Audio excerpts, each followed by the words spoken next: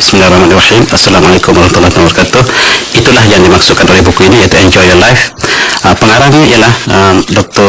Al-Arifi. Ini cuba memberitahu bahawa banyak buku-buku yang diterbitkan berkaitan dengan kebahagiaan. Kebahagiaan sangat relatif kepada siapakah yang mentarifkan kebahagiaan itu, dan kebahagiaan hakiki mengikut pengarang ini ialah kebahagiaan di akhirat, kebahagiaan di syurga. Sebab di dalam ayat Al-Quran yang berkaitan dengan syurga selalu disebut dengan wala khaufun alaihim wala hum yahzanun, dan mereka tidak ada ketakutan dan tidak ada kedukacittaan. Bermaksud kebahagiaan itu ialah kebahagiaan yang hakiki. Tetapi kebahagiaan di dunia ialah bagi mereka yang mengambil jalan ke arah kebahagiaan hakiki. Sekiranya kita berada di atas jalan yang merentang daripada dunia ke akhirat untuk menuju kepada kebahagiaan hakiki, maka disitulah letak kebahagiaan dalam konteks Islam. Tetapi mengikut pengarang buku ini, dia banyak membaca buku. Mula-mula sekali memberikan motivasi kepada beliau sendiri untuk menulis buku ini, dan beliau membaca buku yang sangat terkenal yang ditulis oleh Dale Carnegie. Ini sangat terkenal, buku ini yang bertajuk How to Win Friends and Influence People. Bagaimana untuk memenangi hati kawan-kawan, dan juga bagaimanakah kita untuk mempengaruhi manusia lain, orang lain, dengan tutur kata kita, dengan budi bicara kita, dengan akhlak dan sebagainya.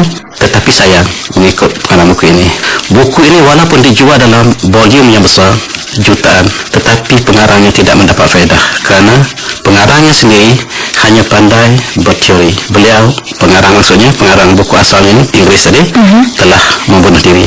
Kematiannya cukup tragik, dan oleh sebab itu, mengikut Dr. Arifi ini, umat Islam memerlukan satu dimensi yang berbeza.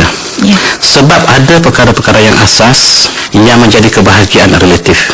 Kebahagiaan ini termasuklah di antara keperluan asas manusia. Bagaimana manusia keperluan asas itu termasuk makanan, tempat tinggal, dan ini dapat disimpulkan di dalam dua perkataan sebagaimana yang ada dalam surah Al-Quraisy, yang kalau kita baca li'ilafi quraisyin ilafihim rihlatash shita'i was-sayf falyabudu rabb hadzal baitil ladzi at'amahum min ju' wa amanahum min khauf. Di situ disebut bahawa al-khauf, ketakutan, itu sebagai satu daripada malapetaka. Dan satu lagi kelaparan, al-ju', al-khauf dan al-ju' ini dua malapetaka yang besar yang menimpa manusia sejagat. Sekiranya perkara ini dihindarkan, maka kebahagiaan yang relatif akan diperolehi. Tetapi ini adalah aspek fizikal. Walaupun aspek fizikal ini tidak wujud, tetapi dia ada satu lagi aspek yang penting, iaitu aspek spiritual. Aspek spiritual inilah yang sering ditinggalkan dalam dunia barat. Jadi pengarang buku ini, dia cuba menggabungkan dua aspek ini ke dalam aspek supaya paradigm ini menjadi asas kebahagiaan yang ada di dalam perbincangan kita, khususnya bagi umat Islam. Sebab kita lihat banyak contoh kajian-kajian yang dilakukan di barat menunjukkan bahawa mereka yang membunuh diri bukan daripada mereka yang miskin naturalnya. Satu kajian yang mungkin kalau saya boleh lanjutkan apa yang berlaku di barat. Dalam satu kajian untuk melihat bagaimanakah peristiwa membunuh diri dalam masa 50 tahun yang lepas, dikajikan di seluruh dunia, diambil datanya, dan kesimpulan yang dapat dilakukan ialah negara yang paling banyak membunuh diri ialah Finland, dan Finland dianggap sebagai antara negara maju di Eropah, diikuti oleh USA, Amerika Syarikat, Rusia dan Eropah. Negara-negara maju ini menduduki tempat yang paling tinggi dalam membunuh diri. Dan artis-artis yang kaya raya juga melakukan perkara yang sama. Jadi persoalannya, apakah kebahagiaan itu dapat digambarkan dengan pemilikan harta yang banyak? Jawapannya tidak. Sebab mereka yang membunuh diri itu ialah mereka yang daripada negara yang kaya. Dan oleh sebab itu, kajian ini menunjukkan bahawa di antara kumpulan yang paling sedikit membunuh diri ialah di perkara kalangan umat Islam. Dan umat Islam pula kebanyakan rata-ratanya berada di bawah paras kemiskinan. Kemiskinan ialah satu malapetaka. Tetapi bagaimanakah umat Islam yang miskin ini menunjukkan data yang paling sedikit dalam pembunuhan diri. Bermaksud kerana ukur dari segi ini sebagai indeks kebahagiaan, umat Islam jauh lebih bahagia daripada penduduk lain. Dan kalau kita lihat Finland, ciri Finland yang kita lihat sebagai negara yang paling banyak membunuh diri ialah mereka telah menafikan agama 100%. Sebab orang Finland telah kebanyakannya menjadi atheism, Tidak beragama. Tidak beragama sama sekali, dan apabila tidak ada agama, maka kebahagiaan mereka tumpukan pada aspek fizikal semata-mata tanpa ada hubungan dengan spiritual. Sedangkan kebahagiaan itulah kepunyaan spiritual. Kebahagiaan berada dalam dimensi spiritual, dan fizikal hanya membantu dimensi spiritual, sebab Islam melihat kedua-dua aspek ini harus bersepadu. Persepaduan antara fizikal dan spiritual untuk membentuk satu definisi kebahagiaan. Dan dari segi definisi dia saja, doktor, ya, dapat dihurai dengan contoh-contoh. Dan kalau dilihat kepada definisi dan contoh yang diberikan oleh doktor berkaitan dengan kebahagiaan ini, mungkin boleh doktor sebutkan resepi kebahagiaan itu sendiri yang disebut oleh pengarang berdasarkan mencampurkan kedua-dua elemen tersebut, ini Barat dan Islam itu sendiri.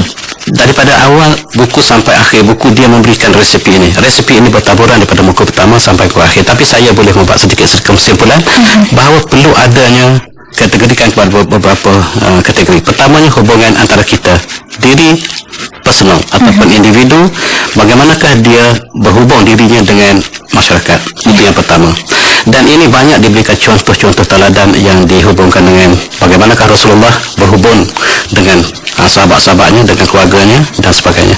Dan yang keduanya ialah hubungan di dalam keluarga, maknanya sistem kekeluargaan. Bagaimanakah suami, isteri, anak-anak diasuh ataupun diajar dan dibawa bersama ke arah satu definisi kebahagiaan. Dan disitulah letaknya hubungan suami isteri. Dan banyaklah contoh-contoh yang diberikan oleh pengarang betapa Rasulullah menunjukkan contoh yang terbaik, sebab Rasulullah lah yang terbaik di kalangan contoh para suami. Dan pernah isteri baginda Rasulullah bertanya kepada Rasulullah, sekiranya seorang isteri yang pernah berkahwin dengan beberapa orang suami, dan suami yang manakah yang akan bersamanya di akhirat? Sekiranya isteri itu masuk syurga dan semua suaminya dalam syurga. Maka Rasulullah menjawab bahawa suaminya yang terbaik, suami yang paling baik akhlaknya, yang paling baik budi pekertinya terhadap isteri, itulah yang akan bersama dengan istrinya. Dan kita ingat, ya, yang bertanya ialah isteri baginda Rasulullah yang bernama Ummu Salamah. Ummu Salamah ini ialah bekas isteri kepada seorang sahabat yang lain yang kemudian dikahwini oleh Rasulullah ketika beliau adalah seorang janda. Jadi tentulah dengan Rasulullah, sebab Rasulullah memberitahu beliau ialah Rasulullah junjungan itulah yang terbaik kepada ahlinya. Dan selain pada hubungan keluarga, hubungan antara masyarakat, bagaimanakah dalam masyarakat hubungan yang diberikan oleh Islam menggabungi seluruh aspek kehidupan. Sebab Islam itulah bukan sekadar agama, ritual, tetapi ialah sebagai way of life, cara hidup yang digambarkan dalam seluruh aspek yang ada dalam masyarakat, termasuklah jual belinya, tentang pernikahannya, perkahwinan, tentang hubungan antara negeri-negara, bagaimana hubungan dengan jihad dan sebagainya, tentang jenayah. Ini dikumpulkan dalam apa yang kita sebut sebagai fiqh. Fiqh itu menggambarkan bagaimanakah sistem yang diatur oleh Islam untuk hubungan antara masyarakat-masyarakat, dan tentulah ada hubungan negara dengan negara. Bagaimanakah keamanan dalam sebuah negara itu memberikan jaminan tentang kebahagiaan, tetapi mestilah baldatun tayyibatun wa rabbun ghafur, negara yang ke arah untuk kebahagiaan hakiki di akhirat. Sekiranya ini dapat semuanya dicantumkan dalam satu ramah yang cantik, maka inilah yang disebut oleh pengarang ini sebagai enjoy your life. Sebab enjoy your life ini, untuk menikmati kehidupan dunia inilah apabila kita telah mendapati satu sistem hidup ke arah keredaan ilahi. Itu yang dimaksudkan oleh pengarang ini. Dan banyaklah contoh-contoh yang diberikan. Tentulah para pembaca boleh membacanya dengan contoh-contoh yang detail. Mungkin saya memberikan sedikit sinopsis di sini ataupun sedikit ulasan supaya untuk menggambarkan kandungan buku ini. Itu yang dimaksudkan.